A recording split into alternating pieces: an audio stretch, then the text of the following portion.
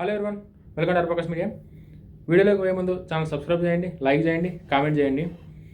BRS భవిష్యత్తు ఏంది? BRS party మళ్ళీ అధికారంలోకి వస్తుందా? కేటీఆర్ గారి నాయకత్వ లక్షణాలు ఎట్లా ఉన్నది వీడియోలో క్లియర్గా మాట్లాడుకుందాం. 10 ఏళ్ళు అధికారం నుండి తెలంగాణ రాష్ట్రాన్ని ఎదురులేని పార్టీగా పాలించిన బీఆర్ఎస్ పార్టీ 2023 ఎలక్షన్లో ఓటమి పాలైంది. మనందరికీ తెలుసు. కారణాలు ఏమైనా ఉండొచ్చు, బట్ ఓడిపోతుందని చెప్పి ఎవరు ఎక్స్పెక్ట్ చేయలేదు. పార్టీ ఓడిపోయింది. ఓడిపోయినాక ఇన్ని 10 ఏళ్ళు అధికారం నుండి సడన్గా ప్రతిపక్ష పార్టీలోకి పోవాలంటే ఎట్లుంటుందో అది జస్ట్ మనకు తెలుసు. ఆ సిచ్యువేషన్ ఏందనేది ఎవరికన్నా సరే కూడా. అసలు పార్టీ ఓడిపోయిన తర్వాత జరిగిన పరిణామాలు ఎట్లున్నాయంటే, కవిత గారు పార్టీలోకి పోవడం, కొంతమంది ఎమ్మెల్యేలకు పార్టీలోకి వేరే పార్టీలోకి పోవడం, కేసీఆర్ గారు బయటకు రాకుండా అసెంబ్లీకి రాకుండా ఉండడం, కేటీఆర్ గారు మాత్రమే యాక్టివ్ పాలిటిక్స్ పార్టీని మొత్తం భుజాన్ని వేసుకొని పార్టీ కోసం అనేక కార్యక్రమాలు చేసుకుంటా, ప్రజలలో మాట్లాడుకుంటా, ఏదేదైతే పార్టీకి అవసరమో అవన్నీ కేటీఆర్ గారు మాట్లాడుకుంటా, కేటీఆర్ గారు ఏవైతే చేస్తారో వాటన్నింటి మూలంగా బీఆర్ఎస్ పార్టీ అధికారంలోకి వస్తుందా? కేటీఆర్ గారు ఒక్కడే ఉండి ఇవన్నీ ఎట్లా మేనేజ్ చేస్తుండు ఏందన్నది క్లియర్గా ఎక్స్ప్లెయిన్ చేస్తే వీడియో మొత్తం చూడరి. కొంచెం వీడియో ఎక్కువనే ఉంటుంది, బట్ ఇన్ఫర్మేషన్ మాత్రం పార్టీ కోసం కాబట్టి ప్రతి ఒక్కటి క్లియర్గా నీట్గా డ్రాఫ్ట్ రాసుకొచ్చి మాట్లాడుతున్నాం కాబట్టి ఖచ్చితంగా వీడియో ఫుల్గా చూడండి, మీకు అర్థమవుతుంది.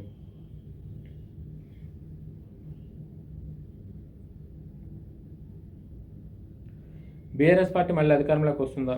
కేటీఆర్ గారు ఒంటరిగా పార్టీని ముందుకి నడిపించగలరా? కేటీఆర్ గారు ఏదైతే లీడర్షిప్ క్వాలిటీస్ ఉన్నాయో కేసీఆర్ గారు సపోర్ట్ లేకుండా పార్టీని ముందుకు తీసుకుని పోగలరా?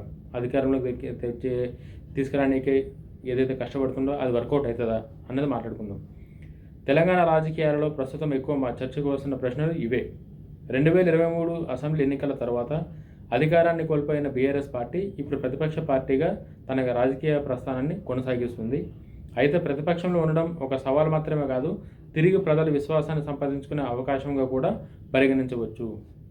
రాజకీయ పార్టీలు అన్న తర్వాత ఖచ్చితంగా అధికారంలో ఉంటాయి, ప్రతిపక్షంలో ఉంటాయి. ఎప్పటికీ అధికారమే కాదు, ఎప్పటికీ ప్రతిపక్షం కాదు. అధికారంలో ఉండేటప్పుడు ప్రజలకు మంచి చేయాలి, ప్రతిపక్షంలో ఉన్నప్పుడు ప్రజల కోసం పోరాడాలి. ఏ రాజకీయ పార్టీ అయినా సరే ఫాలో అయ్యే సింపుల్ స్ట్రాటజీలు ఇయే. సో అధికారం పోయింది కదా అని చెప్పేసి ఎక్కువ మనం బాధపడి అరే ఇట్లా అయిపోయింది అన్నది కాకుండా ఇది ఒక ప్రజల విశ్వాసం మళ్ళీ పొందే అవకాశం.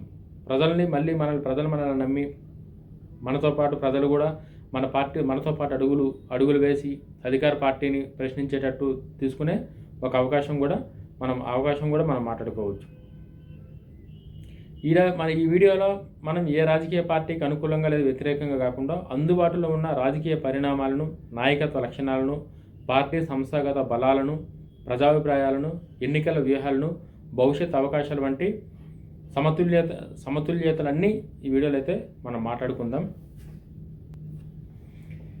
బీఆర్ఎస్ వర్కింగ్ ప్రెసిడెంట్ కేటీఆర్ గారు ప్రస్తుతం పార్టీ కార్యకలాపాలను చాలా చురుకుగా అనేక రకాలుగా నిర్వహిస్తున్నారు. మనందరికీ తెలిసిందే. రీసెంట్గా కనుక మనం చూసుకుంటే బీఆర్ఎస్ పార్టీ నుంచి ప్రతి ఒక్క రోజు అని కాకుండా, ఆదివారం అని కాకుండా, సోమవారం అని కాకుండా, వీక్ డేస్ అని కాకుండా, వీకెండ్స్ అని కాకుండా ప్రతిరోజు ఏదో ఒక ప్రెస్ మీట్లను ఏదో ఒక విధంగా ప్రజలకు అందుబాటులో ఉండుకుంటా ఏదో ఒక కార్యక్రమాన్ని ప్రజల్లోకి తీసుకుపోతా కేటీఆర్ గారు మాత్రం చాలా చురుకుగా పనిచేస్తారు. మనం చూస్తున్నాం. ఆయన మాట్లాడిన దాన్ని ప్రజలు యాక్సెప్ట్ చేస్తురా లేదా, పార్టీలో ఏమైనా వెయిట్ పెరుగుతుందా లేదా అవన్నీ పక్కన పెడితే కేటీఆర్ గారు మాత్రం ప్రజలలో చాలా ఎక్కువ తిరుగుతారు. కార్యకలాపాలు చాలా ఎక్కువ ప్లాన్ చేసుకోరు కేటీఆర్ గారు.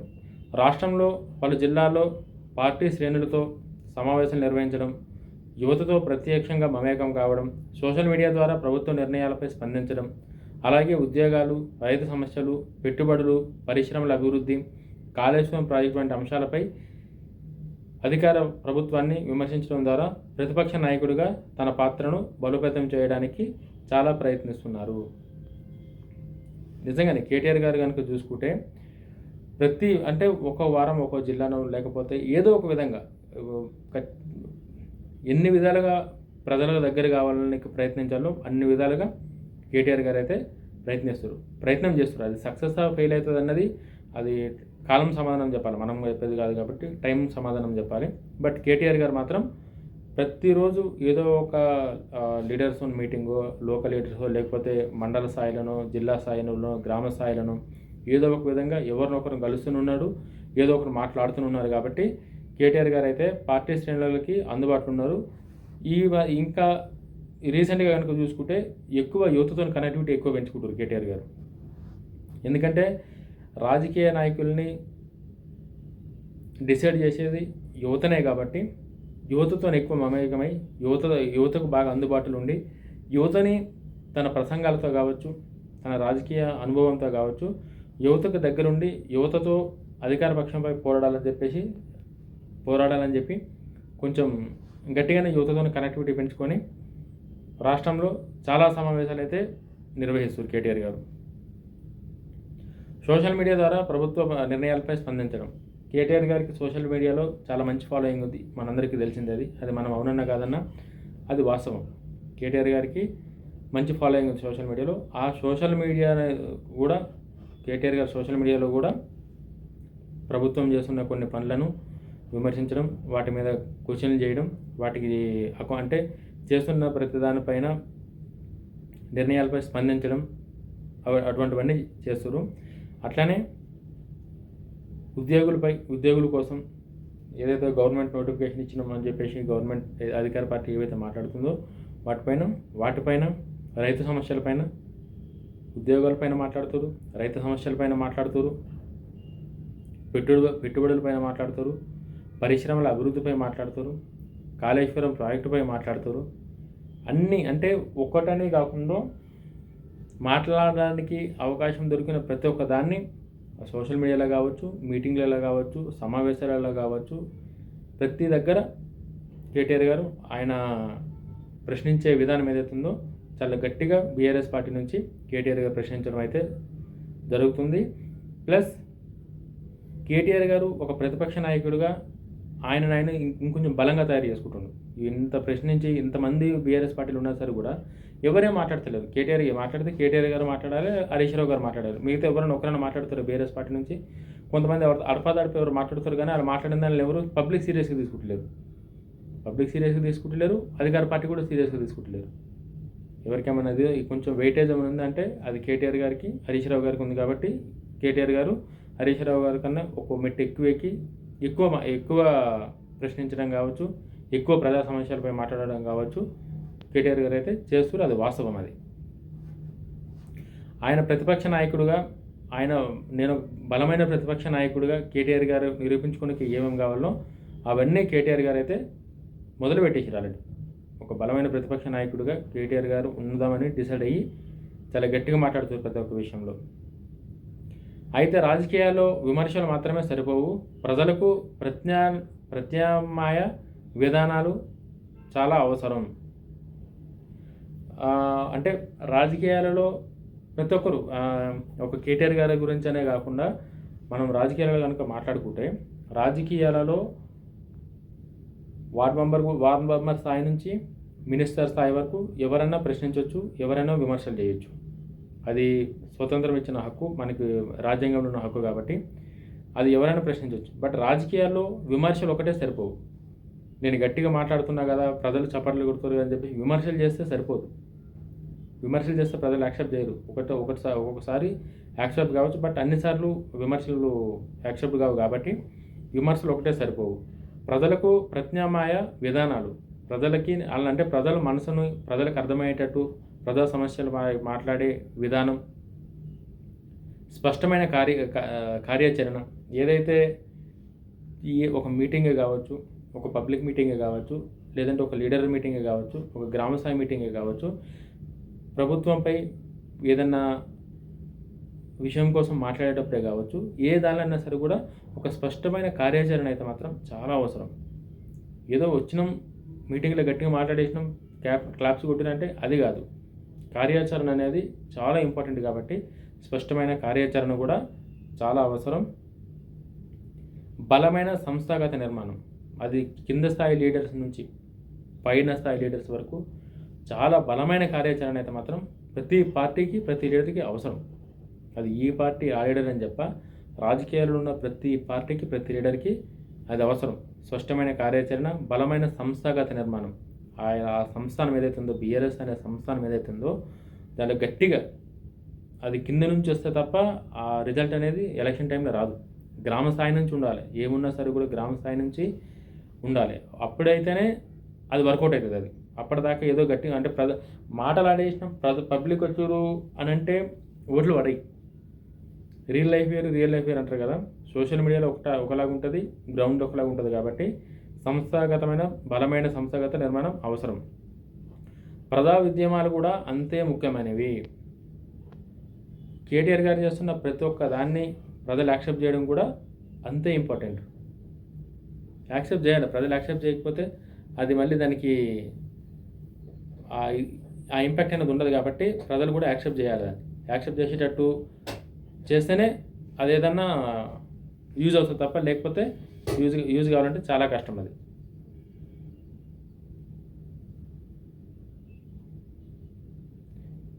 అందుకే కేటీఆర్ గారి నాయకత్వం నిజంగా ఎంత ప్రభావవంతంగా ఉంది అంటే ఇవన్నీ చేస్తున్నా సరే కూడా ప్రజలు ఎంతవరకు యాక్సెప్ట్ చేస్తారు అన్నది క్లారిటీ లేదు. కాబట్టి కేటీఆర్ గారి నాయకత్వం ఎంత బలంగా అదే స్థాయిలో బలంగా ఉందా, ఎంత ప్రభావవంతంగా కేసీఆర్ గారు ఉంది, గ్రామీణ పట్టణ ప్రాంతాల్లో పార్టీపై ప్రజల అభిప్రాయం ఎట్లుంది, ఎట్లా మారుతుంది, కాంగ్రెస్ ప్రభుత్వం తీరుపై బీఆర్ఎస్కి అవకాశంగా మారుతుందా, లేక బీజేపీ ఇతర పార్టీలు ఆ ఖాళీని భర్తీ చేసే అవకాశం ఉందా అంటే ఒక కేటీఆర్ గారు మాట్లాడారు కదా అని చెప్పేసి కేటీఆర్ గారు మాట్లాడక అందరూ ఫాలో కాలేరు, అందరూ కేటీఆర్ గారు మరి పోలేరు కదా.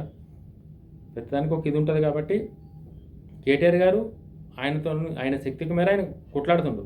దాన్ని ప్రజలు ఎట్లా రిసీవ్ చేసుకున్నారు అన్నది ఖచ్చితంగా చెప్పలేం మనకి ఆ ఇది లేదు. కాబట్టి అట్లనే బీఆర్ఎస్ పార్టీ ఏదైతుందో బీఆర్ఎస్ పార్టీ కొట్లాడుతున్న దాన్ని ప్రజలు యాక్సెప్ట్ చేస్తేనేమో ఓకే, ప్రజలు యాక్సెప్ట్ చేయకపోతే బీఆర్ఎస్ పార్టీ బీజేపీ ఆ ప్లేస్ని భర్తీ చేసే అవకాశం కూడా ఉంటుంది. గ్రామాల పట్టణ ప్రాంతాల్లో పార్టీపై ప్రజల అభిప్రాయం ఎట్లా మారుతుంది.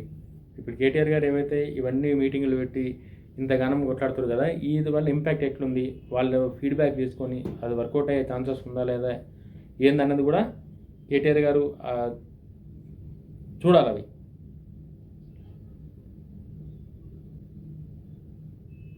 ఉద్యమాలు కూడా ముఖ్యమైన. అందుకే కేటీఆర్ గారి నాయకత్వం నిజంగా ఎంత ప్రభావవంతంగా ఉంది, బీఆర్ఎస్ క్యాడర్కి ఇప్పటికీ అదే స్థాయిలో బలం ఉందా, బీఆర్ఎస్ పార్టీ అధికారంలో ఉండేటప్పుడు ఏదైతే బలం ఉందో ఇప్పటికి గ్రామ స్థాయి నుంచి పట్టణ స్థాయి వరకు అదే బలం ఇప్పటిదాకా ఉందా అంటే కూడా చెప్పలేము, ఉందో లేదు. ప్రజలు నమ్మితే తప్ప అది మనం ఏం చేసే పరిస్థితి లేదు. కాబట్టి చూడాలి మరి అది ఎట్లుంటుంది అన్నది.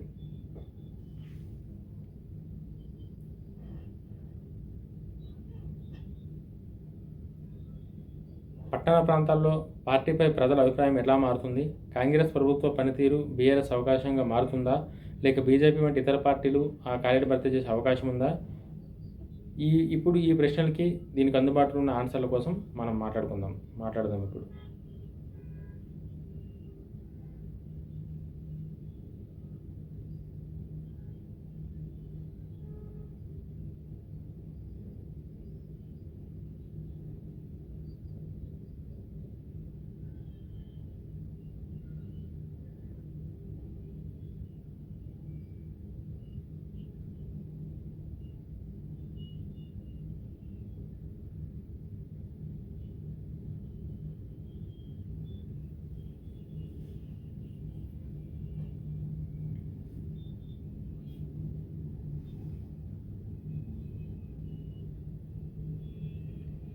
ఇప్పుడు తెలంగాణలో బీఆర్ఎస్ పార్టీ భవిష్యత్తు ఎంత బలంగా ఉందన్న దానికోసం మాట్లాడుకుందాం. ఎన్నికల దిశగా కనుక మాట్లాడుకుంటే ఎట్లుందన్నది.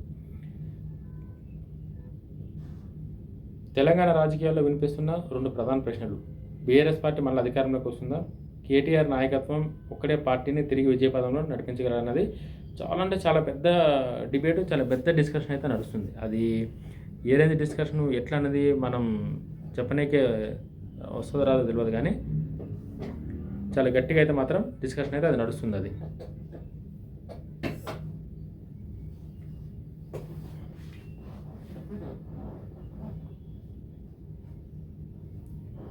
ఇప్పుడు బీఆర్ఎస్ పార్టీ మళ్ళీ అధికారంలోకి వస్తుందా? కేటీఆర్ గారి నాయకత్వం పార్టీని విజయపదంలో నడిపించగలదన్నది ఇప్పుడు క్వశ్చన్. దీనికోసం మాట్లాడదాం. ఈ ప్రశ్నకు ఒక మాటలో సమాధానం చెప్పడం సాధ్యం కాదు. ఇప్పటికిప్పుడు కేటీఆర్ గారు చేస్తున్నదంతా ప్రజలు యాక్సెప్ట్ చేస్తారు, అన్నీ వర్కౌట్ అవుతాయి అని చెప్పేసి మనం అనుకుంటే అదైతే అయ్యే పనులాగా కనిపిస్తుంది ఇప్పటికైతే. అది అంటే ఇప్పుడేం చెప్పలేం, టైం ఉంది, ఇంకా అధికార పార్టీకి ఇంకా టైం ఉంది కాబట్టి ఆ పార్టీ రానున్న రోజుల్లో ఆ పార్టీ తీసుకున్న నిర్ణయాలు ఏంది, ప్రజలకి ఆ పార్టీ ఇచ్చే కమిట్మెంట్స్ ఏంది, ఇచ్చిన హామీలు వాళ్ళు ఎట్లా నిలబెట్టుకుంటున్నది, దానికి చాలా ప్రాసెస్ ఉంది కాబట్టి అది ఇప్పుడే మనం చెప్పలేం. ఎందుకంటే ఎన్నికల ఫలితాలను నాయకత్వం మాత్రమే కాదు, ప్రజల అభిప్రాయం, ప్రభుత్వ పనితీరు, పార్టీ సంస్థాగత బలం, స్థానిక నాయకుల ప్రభావం, రాజకీయ వ్యూహాలు, మారుతున్న సామాజిక పరిస్థితులు వంటి అనేక అంశాలు ప్రభావితం చేస్తాయి. అసలు కరెక్ట్గా కనుక ఆలోచిస్తే ఒక్క మాటలో సమాధానం చెప్పలేం. ఫలితాలు అంటే ఒక్క లీడర్ వల్ల ఫలితాలు అనేవి మారుతాయంటే బీఆర్ఎస్ పార్టీ ఉడకపోతుంది. కేటీఆర్ గారు, కేసీఆర్ గారి వల్ల ఫలితాలన్నీ డిసైడ్ అవుతాయని చెప్పంటే బీఆర్ఎస్ పార్టీ అధికారం కోరుకోకపోతుంది. సో అట్లా కాకుండా ప్రజల అభిప్రాయం ఎట్లుంది, మన గురించి, మన పార్టీ గురించి ప్రజలు ఏం మాట్లాడుతారు అనేది ఫస్ట్ పాయింట్. ప్రభుత్వం పని ఎట్లా పనిచేస్తుంది, ప్రభుత్వ పనితీరు, ప్రభుత్వం ఎట్లా పనిచేస్తుంది అన్నది రెండో పాయింట్. పార్టీ సంస్థాగత బలం, అక్కడున్న సిచ్యువేషన్స్లో పార్టీ ఎట్లా పనిచేస్తుంది, పార్టీ ఎంత బలంగా ఉంది, పార్టీకి ఎంతమంది కార్యకర్తలు ఉన్నారు, ఎంతమంది క్యాడర్ ఉంది సంస్థాగతంగా. స్థానిక నాయకుల ప్రభావం, అక్కడున్న నాయకులు వాళ్ళ ఫీడ్బ్యాక్ ఏంది, వాళ్ళకి సీట్ ఇస్తే ప్రజలు అది యాక్సెప్ట్ చేస్తారా చేయరా, వాళ్ళకి మంచి పేరు ఉందా లేదా, ఆ నాయకుల ప్రభావం ఎట్లుంటుంది ఆ ఏరియాలో. అది రాజకీయ వ్యూహాలు, మన రాజకీయాలు అంటేనే వ్యూహాలు, ఎత్తులు, పై ఎత్తులు అన్నీ ఉంటాయి. రాజకీయ వ్యూహాలు ఎట్లున్నాయి, మారుతున్న సామాజిక పరిస్థితులు వంటి అనేక అంశాలు. అంటే ఒక్క విషయంలో మనం ఏది ఇది చేయలేము కాబట్టి మారుతున్న సిచ్యువేషన్స్ బట్టి అనేక అంశాలు కేటీఆర్ గారి నాయకత్వాన్ని, బీఆర్ఎస్ పార్టీ అధికారంలోకి మళ్ళీ వస్తుందో లేదన్న దాన్ని అనేక అంశాలు డిసైడ్ చేస్తాయి.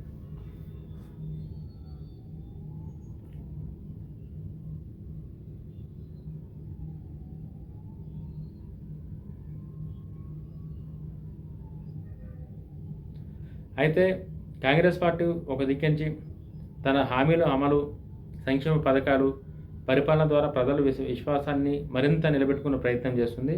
అదే సమయంలో బీజేపీ పార్టీ కూడా తెలంగాణలో తన రాజకీయ స్థాయిని మరింత పెంచుకునేందుకు వ్యూహాత్మకంగా ముందుకు సాగుతుంది.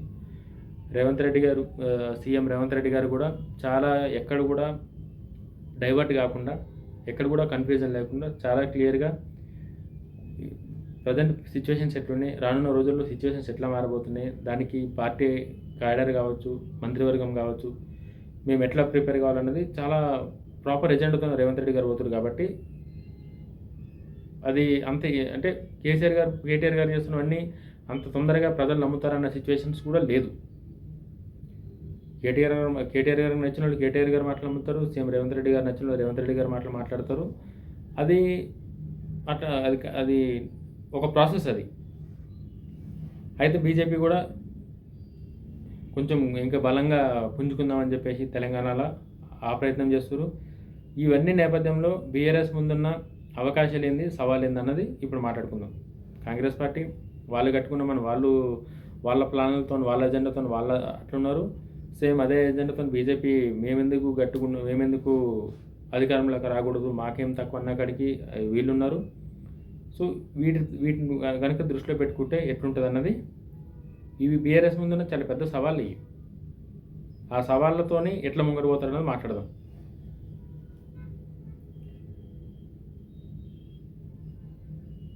కేటీఆర్ నాయకత్వంలోని బలాలు ఏమిటి, పార్టీ తిరిగి అధికారంలోకి రావాలంటే ఎటువంటి మార్పులు అవసరం, 2028 ఎన్నికల నాటికి తెలంగాణ రాజకీయాలు ఎలా మారే అవకాశం ఉంది.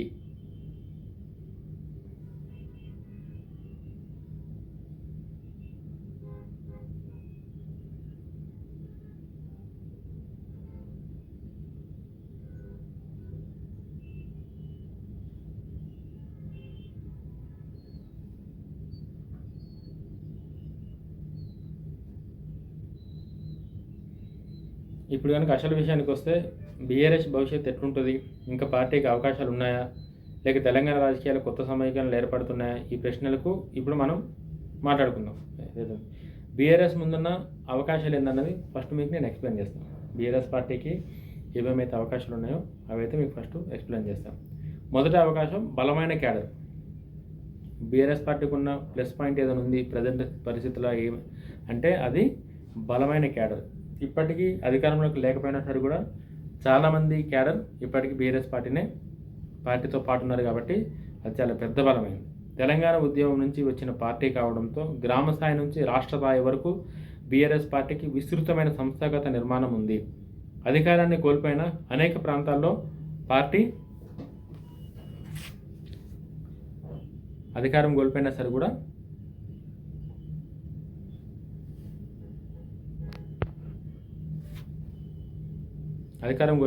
పార్టీ అనేక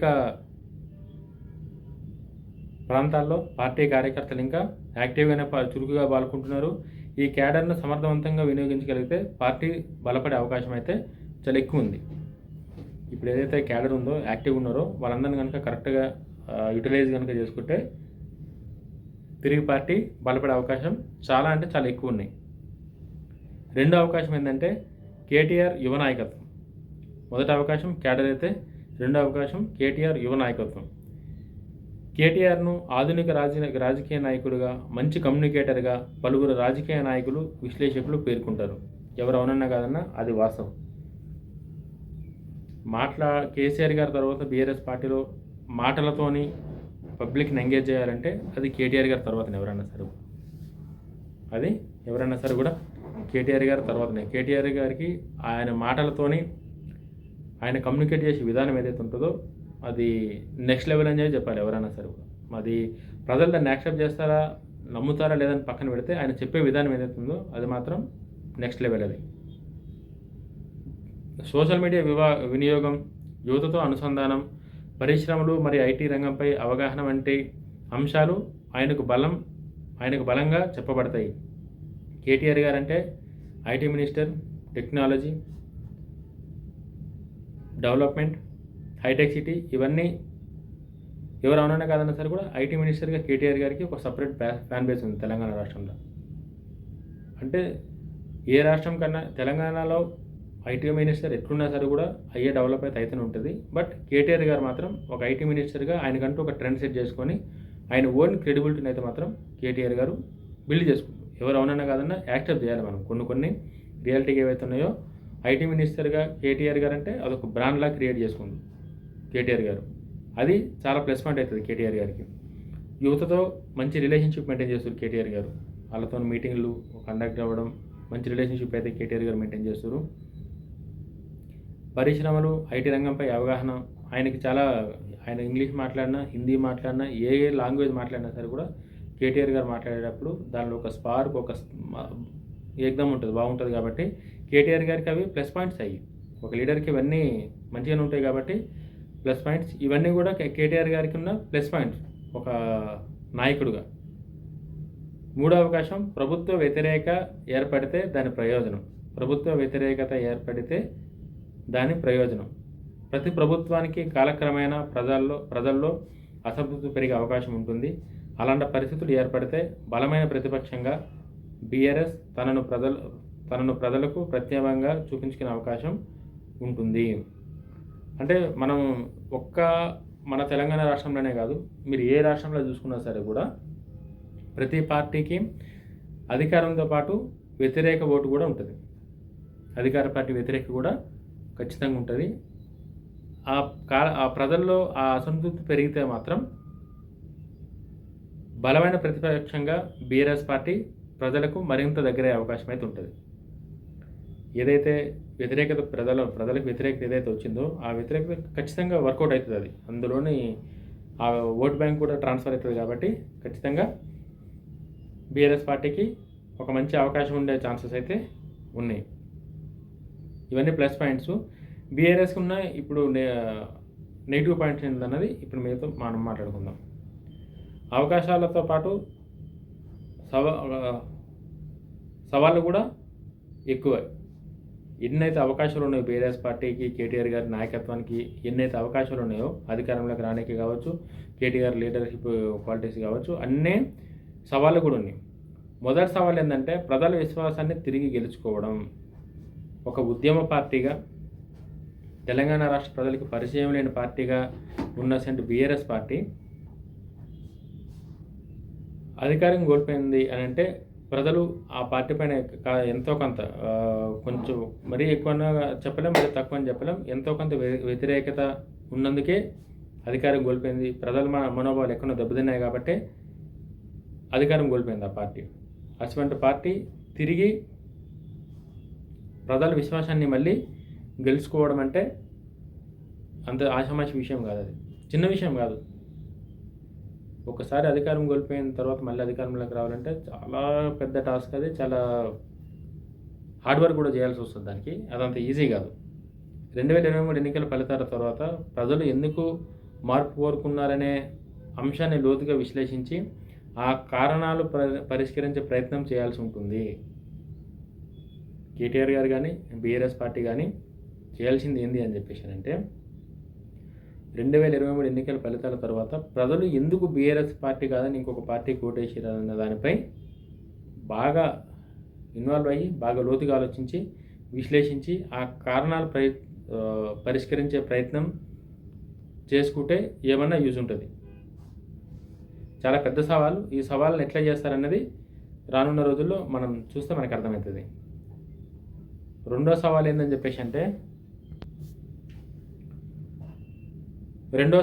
చెప్పేసి అంటే మొదటి సవాల్ మాట్లాడినాం కదా, ప్రజల విశ్వాసాన్ని మళ్ళా తిరిగి గెలుచుకోవడం అనేది మొదటి సవాల్ అయితే, ఇప్పుడు రెండో సవాల్ ఏంటంటే కాంగ్రెస్ మరియు బీజేపీ పోటీ. ఇది చాలా పెద్ద మెయిన్ సవాల్ ఇది. కాంగ్రెస్తో కొట్లాడాలి, బీజేపీతో కొట్లాడాలి. కాబట్టి ఈ ఇద్దరితో ఎట్లా కొట్లాడతారు, వాళ్ళ స్ట్రాటజీ ఏందన్నది ఇంపార్టెంట్.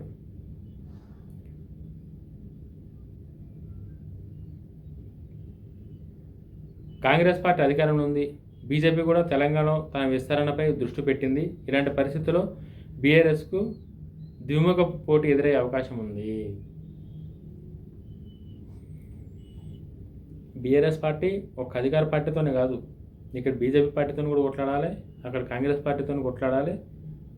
వాళ్ళతో కొట్లాడి వాళ్ళని ఎదుర్కొనే ఏమైనా వర్కౌట్ అయితే తప్ప అంత ఈజీగా ఏది కాదు. ఆ రెండు పార్టీలతో కొట్లాడాలంటే చాలా పెద్ద వ్యూహాలు. కేసీఆర్ గారు కూడా బయటకు వస్తున్నారు కాబట్టి మరి కేసీఆర్ గారు ఈ రెండింటితో ఎట్లా కొట్లాడాలని చెప్పి ఏమైనా వ్యూహాలు ప్లాన్ చేస్తారో ఏందో తెలియదు. కానీ చాలా పెద్ద సవాల్ అది పార్టీకి. మూడో సవాల్ పార్టీ ఐక్యత. మొదటి సవాల్ వచ్చేసి ప్రజల విశ్వాసాన్ని తిరిగి పొందటం. రెండో సవాల్ వచ్చేసి కాంగ్రెస్ బీజేపీ పార్టీలతో కొట్లాడడం, వాళ్ళతో పోటీ. మూడో సవాల్ వచ్చేసి పార్టీ ఐక్యత. అధికారం ఉండేటప్పుడు ఐక్యత గురించి మాట్లాడే అవసరం లేదు.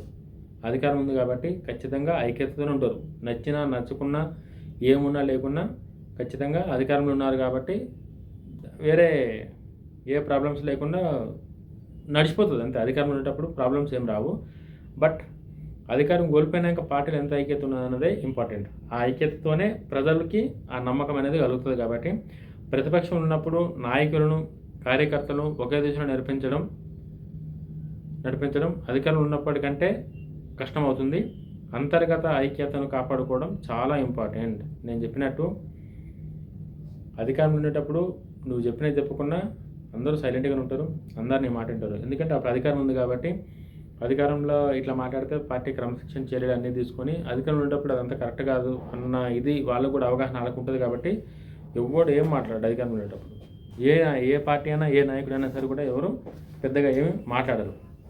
బట్ అప్పుడు కన్నా ప్రతిపక్షాలు ఉండేటప్పుడు ఆ పార్టీని ఐక్యతంగా ఉంచడే చాలా పెద్ద సవాల్. చాలా పెద్ద సవాల్ అది. ప్రతి పార్టీకి, ఒక పార్టీకి అనేది కాకుండా ప్రతి పార్టీకి అది చాలా పెద్ద సవాల్. అది ప్రతిపక్షం ఉన్నప్పుడు పార్టీని కంట్రోల్ చేసేటంటే చిన్న విషయం కాదు, అది చాలా పెద్ద విషయం. అది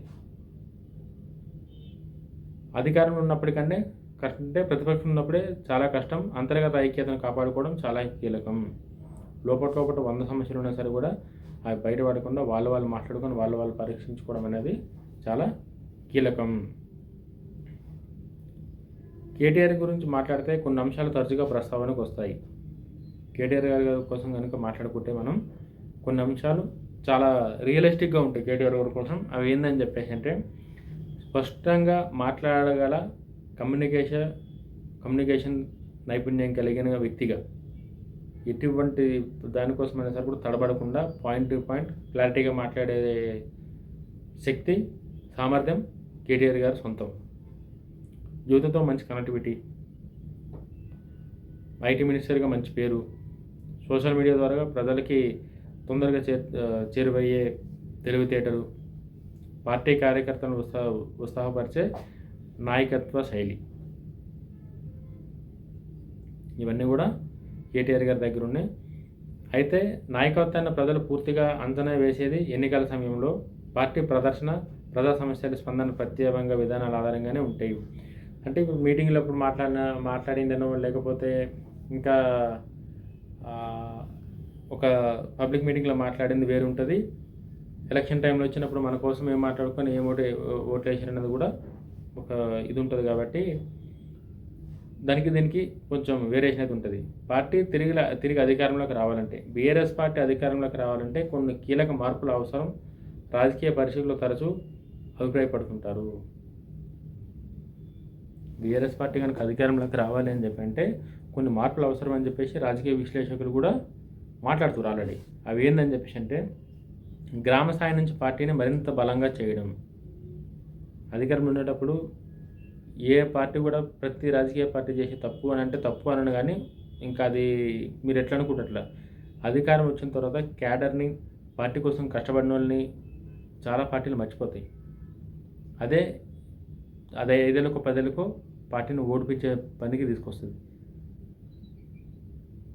గ్రామ స్థాయి నుంచి పార్టీని మరింత చురుకుగా చేయడం, యువత, మహిళలు, రైతులు, ఉద్యోగులతో ప్రత్యక్ష అనుసంధానం పెంచడం. గ్రామ స్థాయి నుంచి లీడర్షిప్ను స్ట్రాంగ్ చేయాలి, ప్రజలతోని మమేకమై ఉండాలి, ప్రజలతోని బాగా కనెక్టివిటీ పెంచుకోవాలి. సేమ్ టైం యువతతో మంచి రిలేషన్షిప్ ఉండాలి, మహిళలతో మంచి నమ్మకం ఏర్పరచుకోవాలి, రైతులతో మంచి దోస్తాన్ చేయాలి, ఉద్యోగులతో మంచి వీళ్ళందరితోని వీళ్ళే నెక్స్ట్ దాన్ని గెలుపోవటం డిసైడ్ చేసేది వీళ్ళపైన ఆధారపడి ఉంటుంది. కాబట్టి వీళ్ళందరి నమ్మకాన్ని నిలబెట్టుకోవాలి ఫస్ట్. అప్పుడైతేనే ఇవన్నీ చాలా నీట్గా అవుతాయి. ప్రజల సమస్యలపై నిరంతరం ఉద్యమాలు నిర్వహించడం. ప్రజల సమస్యలు ఏవైతే ఉన్నాయో ఆ ప్రజల సమస్యల్ని నీట్గా అధికార పార్టీ దృష్టికి తీసుకుపోవడం, ఆ తీసుకుపోయింది ప్రజలు యాక్సెప్ట్ చేసే విధంగా ఉండడం అనేది చాలా ఇంపార్టెంట్. కాబట్టి ప్రజా సమస్యలపై నిరంతరం ఉద్యమాలు నిర్వహించడం, కొత్త నాయకత్వానికి అవకాశాలు కల్పించడం. అంటే గ్రామ స్థాయి నుంచి మార్పు కోరుకునే సిచ్యువేషన్స్ ఏమంటే గ్రామ స్థాయి నుంచి మార్పులు స్టార్ట్ అవుతాయి. కాబట్టి కొత్త నాయకత్వాన్ని అయితే మాత్రం ఖచ్చితంగా ఎంకరేజ్ చేయాలి. అది గ్రామ స్థాయిలో ఉన్న వార్డు మెంబరా, సర్పంచా, ఎంపీటీసీయా, జడ్పీటీసీయా, ఎమ్మెల్యేనా అని ఆలోచిస్తే ఏ పొజిషన్ అన్నా సరే కూడా కొత్త నాయకత్వానికి కనుక అవకాశాలు కల్పిస్తే యూత్ వాళ్ళతో నిలదై ఇంకా ఈజీగా పనిచేసి పార్టీకి యూజ్ అయ్యే ఛాన్సెస్ అయితే ఎక్కువ ఉంటాయి. స్పష్టమైన ప్రత్యామ్నాయ అభివృద్ధి ప్రణాళికను ప్రజల ముందు ఉంచడం. ప్రజలకి చాలా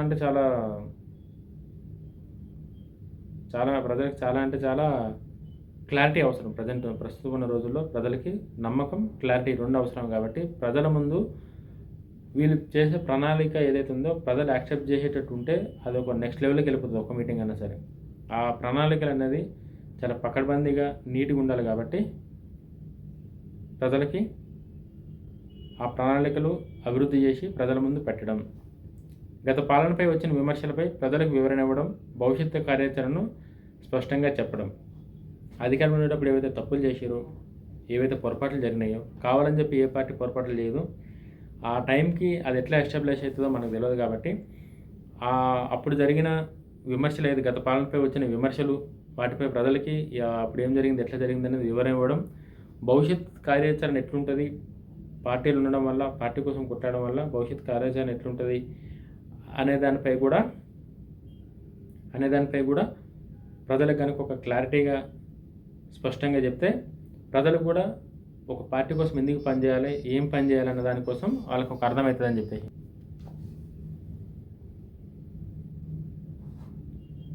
కార్యాచరణ అయితే మాత్రం చాలా క్లారిటీగా చెప్పాల్సి వస్తుంది. ఎన్నికల నాటికి తెలంగాణ రాజకీయాలు ఎట్లుండొచ్చు అన్న దానికోసం అయితే మాట్లాడదాం. ఇది ఇప్పుడే ఖచ్చితంగా చెప్పడం సాధ్యం కాదు. ఎన్నికలకి ఇంకా సమయం ఉంది కాబట్టి ఈ మధ్యకాలంలో అనేక రాజకీయ, సామాజిక, ఆర్థిక పరిణామాలు చూడుకునే అవకాశం అయితే ఉంది. 2028 ఎన్నికల ఫలితాలపై ప్రభావం చూపే అవకాశాలు ఏంటంటే, ప్రస్తుతం కాంగ్రెస్ పనితీరు ఎట్లుంటుందన్న దానిపై ప్రభావం చూపిస్తుంది. బీఆర్ఎస్ పార్టీ సంస్థాగత పునర్నిర్మాణం ఒకటి ప్రభావం చూపించే అవకాశం ఉంది. కేటీఆర్ నాయకత్వంపై ప్రజల స్పందన, బీజేపీ విస్తరణ, యువ ఓటర్ల ప్రాధాన్యతలు, రైతులు, ఉద్యోగులు, మహిళల వాళ్ళ అభిప్రాయాలు, రాష్ట్ర ఆర్థిక పరిస్థితి మరియు అభివృద్ధి కార్యక్రమాలు, ఇవన్నీ 2028 ఎలక్షన్లకి ఇవన్నీ ఉంటాయి కాబట్టి కొంచెం ఇప్పుడే మనకేం చెప్పలేం. నెక్స్ట్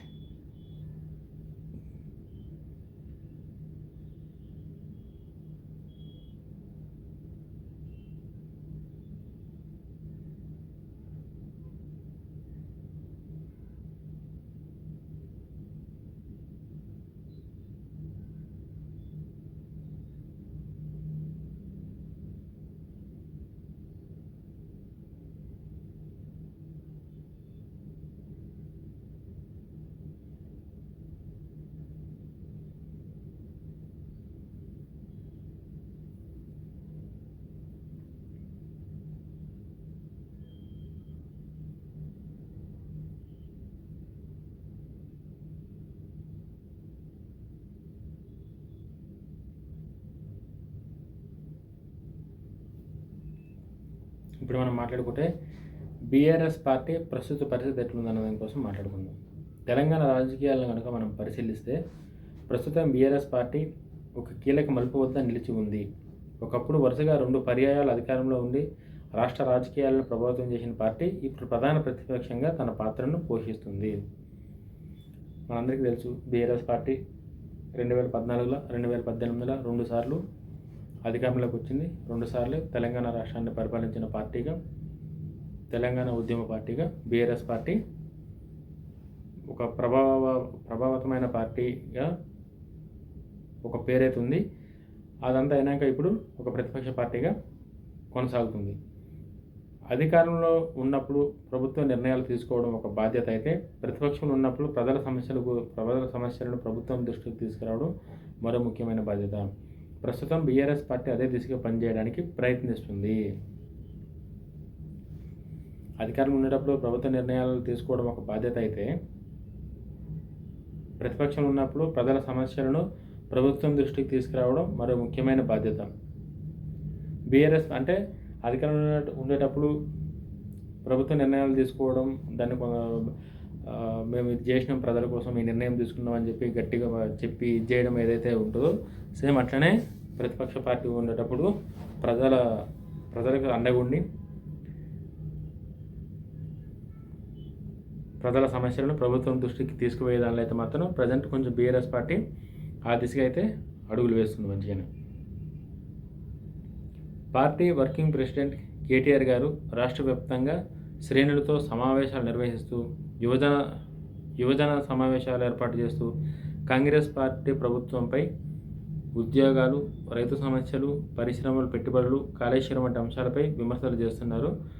అలాగే పార్టీని గ్రామ స్థాయి నుంచి మళ్ళీ బలోపేతం చేయడానికి ప్రయత్నాలు కొనసాగిస్తున్నట్లు కనిపిస్తుంది. కేటీఆర్ గారు కనుక చూసుకుంటే గత 6 months నుంచి కనుక చూసుకుంటే కేటీఆర్ గారు కొంచెం స్పీడ్ పెంచారనే చెప్పాలి.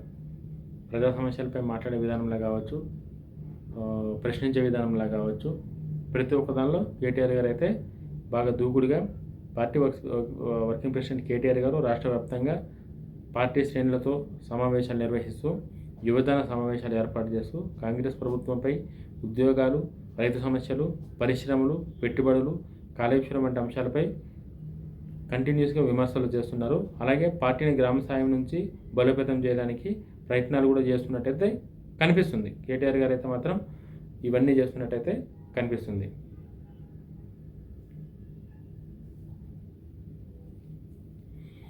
ప్రస్తుతం బీఆర్ఎస్ పార్టీకి ఉన్న ముఖ్యమైన ప్లస్ పాయింట్స్ ఏంటంటే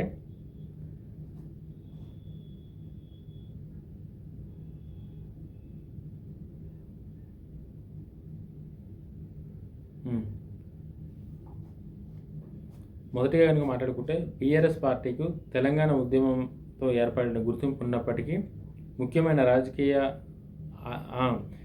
బీఆర్ఎస్ పార్టీకి ప్లస్ పాయింట్ ఏమైనా ఉంది అని అంటే ఉద్యమ పార్టీగా ఏదైతే ఆ పేరుందో అది బీఆర్ఎస్ పార్టీకి ఒక ఆస్తిగా అయితే ఇప్పటికీ ఒక వెయిట్ అవుతుంది పార్టీకి రాష్ట్ర వ్యాప్తంగా అనువిజ్యమైన నాయకులు కార్యకర్తల నెట్వర్క్ ఉంది. అధికారాన్ని కోల్పోయిన తర్వాత కూడా అనేక ప్రాంతాల్లో పార్టీ నిర్మాణం కొనసాగుతుంది. తెలంగాణ రాష్ట్ర వ్యాప్తంగా అనువిజ్ఞులైన నాయకులు కార్యకర్తల నెట్వర్క్ ఉంది. అధికారాన్ని కోల్పోయిన తర్వాత కూడా అనేక ప్రాంతాల్లో పార్టీ ఇప్పటికీ గట్టిగా ఉందంటే పార్టీ క్యాడర్ ఎంత బలంగా ఉందో అర్థం చేసుకోవాలి. కేటీఆర్ గారు, హరీష్ రావు గారు వంటి నాయకులు ప్రతిపక్ష పాత్రలో ప్రభుత్వాన్ని వివిధ అంశాలపై ప్రశ్నిస్తూ పార్టీని ప్రజల్లో చురుకుగా ఉంచే ప్రయత్నం చేస్తున్నారు. పార్టీని అయితే ఖచ్చితంగా ఏదో ఒక విషయంతో ప్రతిరోజు ఏదో ఒక విషయం కోసం మాట్లాడుతూ పార్టీని అయితే మాత్రం అదేవిధంగా ఇది చేపిస్తారు.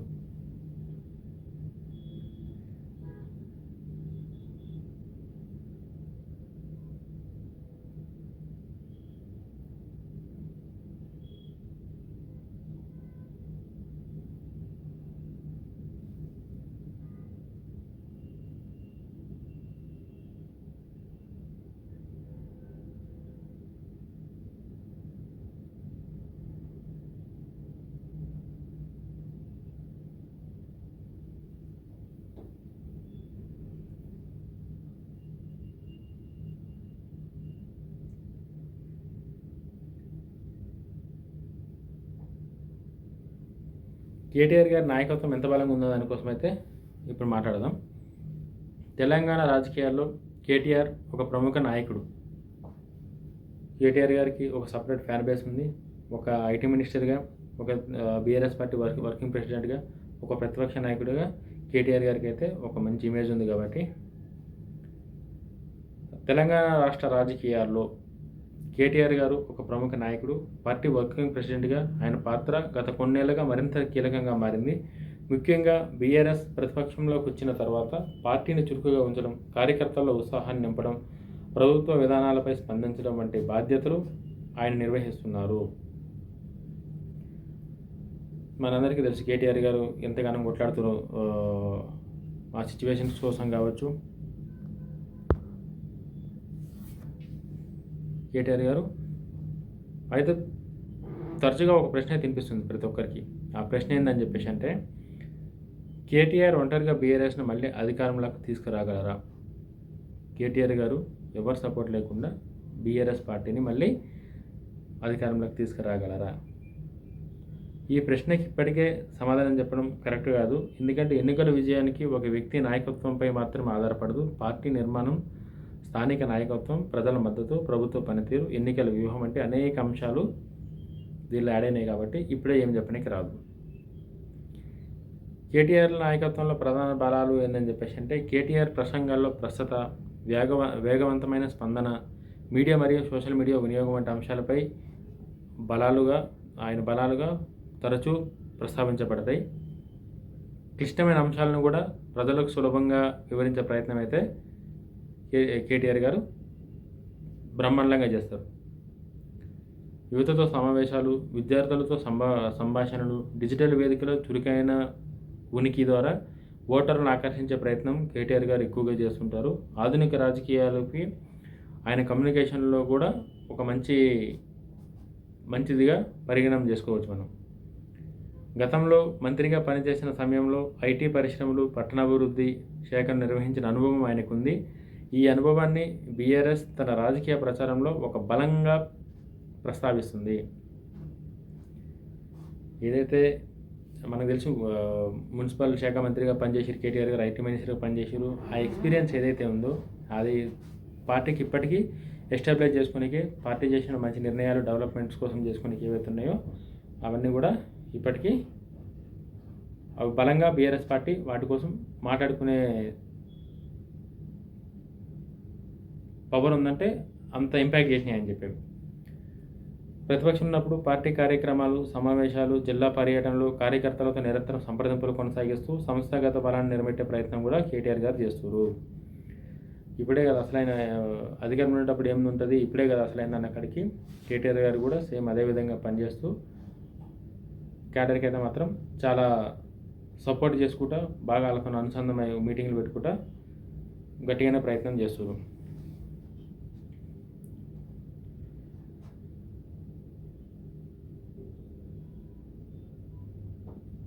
ఇవన్నీ చేస్తారు కానీ ప్రతిపక్ష విమర్శలతో పాటు ప్రత్యామ్నాయ విధానాలు కూడా స్పష్టంగా ప్రజల ముందు ఉంచాలి. గ్రామీణ ప్రాంతాల్లో పార్టీని చాలా అంటే చాలా ఎక్కువ ఇంకా బలోపేతం చేయాలి. కాంగ్రెస్ ప్రభుత్వం మరియు బీజేపీ నుంచి వస్తున్న రాజకీయ పోటీని సమర్థవంతంగా ఎదుర్కోవాలి. పార్టీలో ఐక్యతను కొనసాగించాలి. కేటీఆర్ గారు రాజకీయ భవిష్యత్తు వ్యక్తిగత నాయకత్వంపై మాత్రమే ఆధారపడదు. రాబోయే కాలంలో ప్రజా సమస్యలపై పార్టీ స్పందన, సంస్థాగత బలం, ఎన్నికల వ్యూహం, ప్రజలతో నిరంతర అనుసంధానం వంటి అంశాలు కూడా కీలక పాత్ర పోషిస్తాయి. ఒక విషయం మాత్రం స్పష్టంగా చెప్పవచ్చు, తెలంగాణ రాజకీయాల్లో కేటీఆర్ ప్రస్తుతం బీఆర్ఎస్ పార్టీ ప్రధాన ముఖచిత్రంగా ఉన్నారు. అయితే ఆ నాయకత్వం ఎన్నికల విజయంగా మారుతుందా అనేది భవిష్యత్ పరిణామాలపై ఆధారపడి ఉంటుంది. కరెక్టే.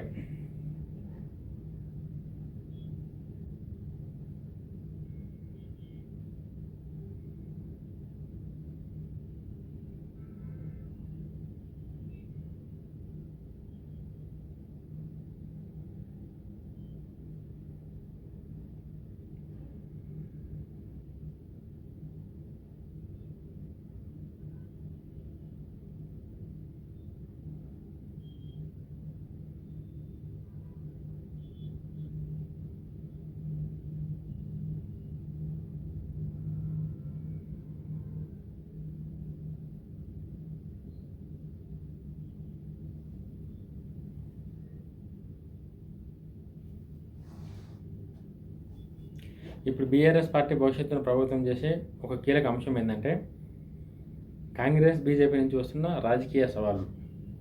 కాంగ్రెస్ పార్టీ అధికార పార్టీ, బీజేపీ పార్టీ కూడా సెంట్రల్ గవర్నమెంట్లో అధికారం ఉంది కాబట్టి ఈ రెండు పార్టీల నుంచి వచ్చే సవాళ్ళు ఎట్లున్నాయి, వాటిని కేటీఆర్ గారు ఎట్లా ఎదుర్కొంటారు అన్నది ఇప్పుడు మనం మాట్లాడుకుందాం. ఇప్పుడు బీఆర్ఎస్ పార్టీ భవిష్యత్తును ప్రభావితం చేసే మరో కీలక అంశం గురించి మాట్లాడదాం. అదే కాంగ్రెస్ పార్టీ, బీజేపీ పార్టీ నుంచి వస్తున్న రాజకీయ సవాళ్ళు. తెలంగాణ రాజకీయాలు ప్రస్తుతం ప్రధానంగా 3 పార్టీల చుట్టూ తిరుగుతున్నాయి. మనకు తెలిసిందే, Congress party, BRS party, BJP party. Congress, BRS, BJP ఈ 3 పార్టీలు వ్యూహాలు, ప్రజల్లో వారి ప్రభావం, నాయకత్వం అన్నీ కలిసి రాబోయే ఎన్నికల దిశను ప్రభావితం చేసే అవకాశం ఉంది. కాంగ్రెస్ నుంచి సవాలు. ప్రస్తుతం కాంగ్రెస్ పార్టీ అధికారంలో ఉంది. అందువల్ల ప్రజలు సహజంగానే ప్రభుత్వ పనితీరును గమనిస్తారు. కాంగ్రెస్ తన ఎన్నికల హామీల అమలు, సంక్షేమ పథకాలు, ఉద్యోగాలు, రైతు సమస్యలు, మహిళా సంక్షేమం, మౌలిక సదుపాయాలు వంటి అంశాలపై దృష్టి పెట్టి ప్రజల విశ్వాసాన్ని నిలబెట్టుకోవడానికి ప్రయత్నిస్తుంది. ఏ పార్టీ అయినా సరే కూడా ఖచ్చితంగా ప్రజల విశ్వాసాన్ని కాపాడు కోసం ప్రతి పార్టీ పనిచేస్తుంది. కాబట్టి సేమ్ కాంగ్రెస్ పార్టీ కూడా అదేవిధంగా ఎట్లయినా సరే ప్రజలకి మంచి చేయాలి, ప్రజల్ని ఏదైతే నమ్మి పార్టీ కొట్టేసిరో దానికి న్యాయం జరగాలన్న కాడికి కాంగ్రెస్ పార్టీ కూడా ప్రయత్నాలు చేస్తుంది. అధికారంలో ఉండటం వల్ల ప్రభుత్వ నిర్ణయాలు నేరుగా అమలు చేసే అవకాశం కాంగ్రెస్కు ఉంటుంది. అదే సమయం ఆ నిర్ణయాల ఫలితాల ఆధారంగా ప్రజలు ప్రభుత్వాన్ని అంచనా వేస్తారు. అధికారం ఉంది కాబట్టి మంచి నిర్ణయాలు తీసుకుంటే ప్రజల నుంచి ఖచ్చితంగా అప్రిషియేషన్స్ కావచ్చు, ఆ సపోర్ట్ కావచ్చు, డబల్ త్రిబుల్ టన్నులు వస్తుంది. అది కనుక ఆ నిర్ణయాల ఫలితాలు కనుక సరిగా లేకపోతే నెగిటివ్గా కూడా మారి ప్రభుత్వాన్ని బలాన్ని ప్లస్ ఆర్ మైనస్లు అంచనా వేసే అవకాశాలు కూడా ఉన్నాయి. బీఆర్ఎస్కు ఇక్కడ ఇంకా పెద్ద సవాల్ ఉంది. కేవలం ప్రభుత్వాన్ని విమర్శించడమే కాకుండా తాము అధికారంలోకి వస్తే ఏమి భిన్నంగా చేస్తామో ప్రజలకు స్పష్టంగా వివరించాల్సి ఉంటుంది. కాంగ్రెస్ చేస్తలేదు, కాంగ్రెస్ అది చేసింది అని చెప్పేసి మాట్లాడితే ఒక రోజు వింటారు, 2 రోజులు వింటారు, 3వ రోజు వచ్చేసి వాళ్ళు అట్లా అంటున్నావు కదా, నువ్వు వస్తే ఏం చేస్తావు అని చెప్పి ప్రజలే డైరెక్ట్గా అడుగుతారు.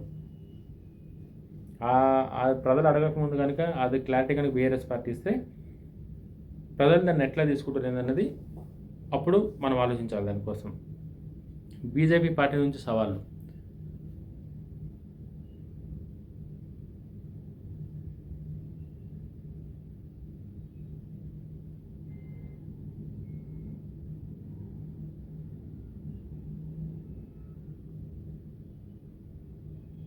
ఇప్పుడు కాంగ్రెస్ పార్టీ కోసం మాట్లాడాం కదా. మరో బీజేపీ పార్టీ కూడా తెలంగాణలో తన రాజకీయ విస్తరణపై దృష్టి పెట్టింది. జాతీయ పార్టీగా ఉన్న బీజేపీ కేంద్ర ప్రభుత్వ పథకాలు, జాతీయ నాయకత్వం, సంస్థాగత విస్తరణ, కొత్త నాయకులను ప్రోత్సహించడం వంటి వ్యూహాలతో తన ప్రభావాన్ని పెంచే ప్రయత్నం చేస్తుంది. కొన్ని ప్రాంతాల్లో బీజేపీ తన ఓటు శాతాన్ని పెంచుకోవడానికి కృషి చేస్తుండగా బీఆర్ఎస్ కూడా తన సంప్రదాయ ఓటు బ్యాంకు నిలబెట్టుకోవడం కోసం ప్రయత్నిస్తుంది. బీఆర్ఎస్కున్న అసలు పరీక్ష. ఇప్పుడు బీఆర్ఎస్ ముందున్న అసలు సవాల్ ఏంటంటే, ఒకవైపు అధికార కాంగ్రెస్ పార్టీ పోటీ చేయాలి, మరోవైపు బీజేపీ విస్తరణ కూడా ఎదుర్కోవాలి. అంటే అధికార కాంగ్రెస్ పార్టీని విమర్శలు చేయాలి, వాళ్ళతో పాటు ప్రజలకు అండగా నిలబడాలి, ప్లస్ ఒక దిక్కించి బీఆర్ఎస్ పార్టీ ఏదైతే విస్తరణ చేయాలనుకుంటుందో దాన్ని కూడా ఎదుర్కోవాలి. అంటే ఒకసారి రెండు ప్రధాన రాజకీయ ప్రత్యర్థులతో పోటీ పడాల్సిన అవసరం అయితే రెండు పార్టీలతో ఒకటేసారి. ప్రజా అంచనాలు. ప్రస్తుతం తెలంగాణ ప్రజలు రాజకీయ పార్టీలను కేవలం విమర్శల ఆధారంగా కాకుండా పనితీరు, విశ్వసనీయత, అభివృద్ధి, సంక్షేమం, ఉపాధి అవకాశాలు, పెట్టుబడులు, రైతు సంక్షేమం, విద్య, ఆరోగ్యం వంటి అంశాల ఆధారంగా కూడా అంచనా వేస్తున్నారు. అందువల్ల మూడు పార్టీలు ప్రజలకు స్పష్టమైన విధానాలు, కార్యాచరణ, నాయకత్వాన్ని చూపించాల్సిన అవసరం ఉంది.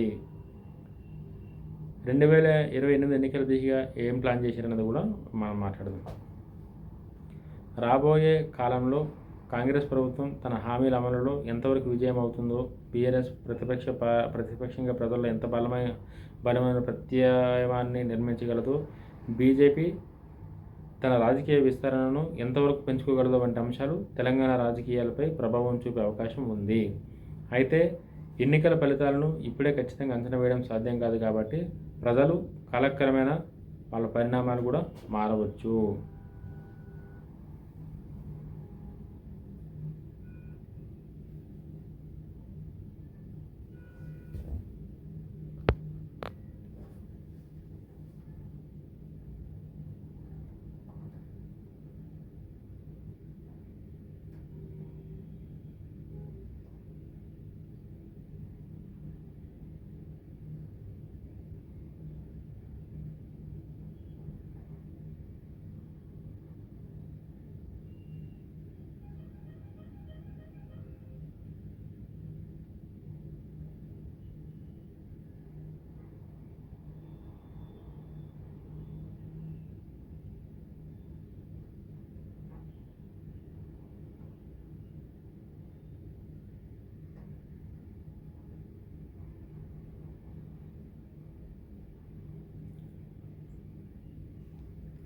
ఇప్పుడు తెలంగాణ రాజకీయాల్లో అత్యంత కీలకమైన అంశం గురించి మాట్లాడుకుందాం. ఏ ఎన్నికలోనైనా చివరి నిర్ణయం తీసుకునేది రాజకీయ పార్టీలు కాదు, ప్రజలే. ప్రజలు తీసుకున్న నిర్ణయానికే రాజకీయ పార్టీలు కట్టుబడి ఉండాలి. ప్రత్యేకంగా యువత, రైతులు, మహిళలు, ఉద్యోగులు, పట్టణ మధ్యతరగతి అండ్ మొదటిసారి ఓటు వేయబోయే యువ ఓటర్లు ఏం ఆలోచిస్తున్నారు అనేదే ప్రతి రాజకీయ పార్టీకి చాలా ముఖ్యమైన అంశం. చాలా కరెక్ట్ ఇది. ఒక పార్టీ గెలవాలి అని చెప్పంటే ఆ పార్టీ కోసం యువత ఏం మాట్లాడుతుంది, రైతులు ఏం ఆలోచిస్తారు, మహిళలు ఏం ఆలోచిస్తారు, ఉద్యోగులు ఏం ఆలోచిస్తారు, పట్టణాల్లో ఉన్న మధ్యతరగతి వాళ్ళు ఏం ఆలోచిస్తారు, మొదటిసారి ఓటుకు వచ్చిన వాళ్ళు ఏం మాట్లాడుతారు అన్నది ప్రతి రాజకీయ పార్టీకి చాలా అవసరం. యువత ఏం కోరుకుంటుంది? నేటి యువత రాజకీయాలపై గతంతో పోలిస్తే ఎక్కువ ఆసక్తి చూపుతుంది. అయితే వారి ప్రాధాన్యతలు కూడా మారినాయి. అప్పటితో కనుక కంపేర్ చేసుకుంటే ఇప్పుడు ప్రాధాన్యతలు కూడా మారినాయి. వారు ప్రధానంగా ఉద్యోగ అవకాశాలు, నైపుణ్యాభివృద్ధి, స్టార్టప్కు ప్రోత్సాహం, ఐటీ పరిశ్రమల పెట్టుబడులు, పారదర్శక పరిపాలన, డిజిటల్ సేవలు వంటి వాటికి ఎక్కువ ప్రాధాన్యం యువత ఇస్తున్నారు. మీరు కనుక చూసుకుంటే ముంగట్లాగా ఏదో ఎవరో నువ్వు వీళ్ళు కోటే అంటే అట్లా వేసే రోజులు లేవు. ఒకప్పట్లో మనలోకి మన పెద్ద మనుషులకి ఏ ఓటు మనకి అంటే సరే బట్టరా, లేకపోతే సరే అన్న, లేకపోతే సరే అన్న దొరన్న కాడికి ఏదో ఒకలాగే చెప్పిన మాటనే వేస్తుండే. ఇప్పుడు అట్లా లేవు. ఎవరికి చెప్పే పరిస్థితులు లేవు. ఎవరికి నచ్చింది వాళ్ళు చేస్తారు కాబట్టి ఇప్పుడు ఇది లేదు. ఇందువల్ల ఏ పార్టీ అయినా యువత మద్దతు పొందాలంటే కేవలం రాజకీయ విమర్శలు కాకుండా భవిష్యత్తుపై స్పష్టమైన కార్యాచరణ ప్రజలకు వివరాల్సిన అవసరం ఉంటుంది. రైతుల అభిప్రాయం. తెలంగాణలో వ్యవసాయం ఇప్పటికే ప్రధాన జీవనాధారం. రైతులు ప్రధానంగా సాగునీరు, పంటకు గిట్టుబాటు ధర, రుణాలు, విద్యుత్ సరఫరా, పంట బీమా, మార్కెటింగ్ సదుపాయాలు వంటి అంశాలపై ప్రభుత్వ పనితీరును అంచనా వేస్తారు. లేదా రైతుల విషయానికి కనుక వస్తే ఖచ్చితంగా రైతులకు కావాల్సింది సాగునీరు. పంటలు పండేనికే రైతులకి నీళ్లు కావాలి, గిట్టుబాటు ధర కావాలి. పండించిన పంటని ఖచ్చితంగా ఇంత మద్దతు, కనీస మద్దతు ధర అని చెప్పి గిట్టుబాటు ధర ఇచ్చి గవర్నమెంట్ వాళ్ళని ఆదుకోవాలి. అవసరమైన రుణాలు ఇవ్వాలి, రుణాలు కూడా ఇవ్వాలి. రైతులకి అవసరమైనప్పుడు రుణాలు కూడా ఇవ్వాలి. విద్యుత్ సరఫరా, రైతులకి 24 hours ఫ్రీ కరెంటు కూడా ఇవ్వాలి. పంటలు పండించాలంటే 3 phase కరెంట్ 24 hours ఉంటే ఇంకా ఎక్కువ వాటర్ తీసుకొని ఎక్కువ పంటలు పండించడానికి ఛాన్స్ ఉంటుంది. కాబట్టి రైతులు ఇవన్నీ కూడా గవర్నమెంట్ నుంచి ఖచ్చితంగా ఎక్స్పెక్ట్ చేస్తారు. ఏ గవర్నమెంట్ ఉన్నా సరే కూడా ఖచ్చితంగా ప్రజలు ఎక్స్పెక్ట్ చేస్తారు వాళ్ళ నుంచి. పంటల బీమా, పంటకి ఏమైనా అయితే దానికి ఎంతో కొంత ఇన్సూరెన్స్ లాగా పంట బీమా.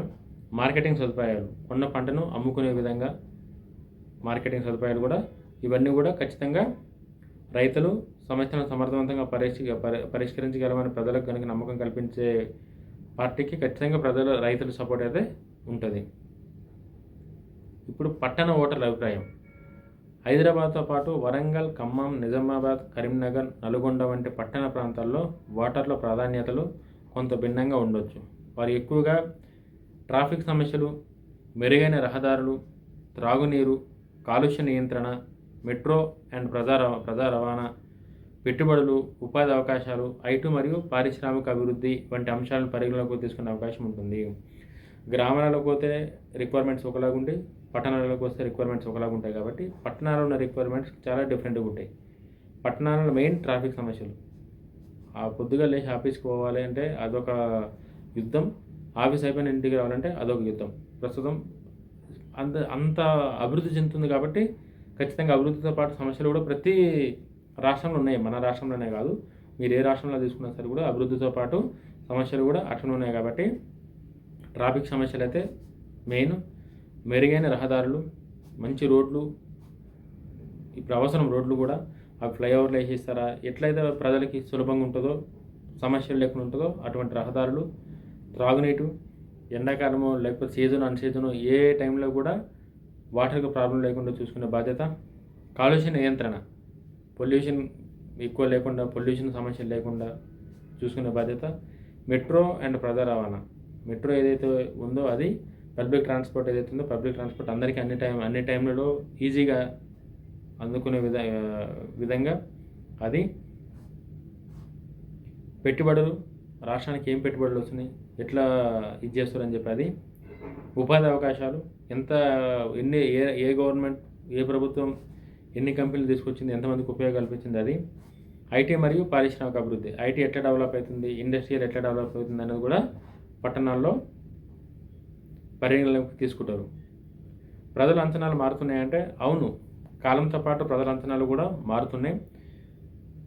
ఒకప్పుడు భావోద్వేగాలు ప్రధాన పాత్ర పోషించగా ఇప్పుడు అభివృద్ధి, సంక్షేమం, ఉపాధి, పరిపాలన, జీవన పరిణామాలు వంటి అంశాలు కూడా ఎన్నికల్లో ముఖ్య పాత్ర పోషిస్తున్నాయని పలువురు రాజకీయ నాయకులు, విశ్లేషకులు అభిప్రాయపడుతున్నారు.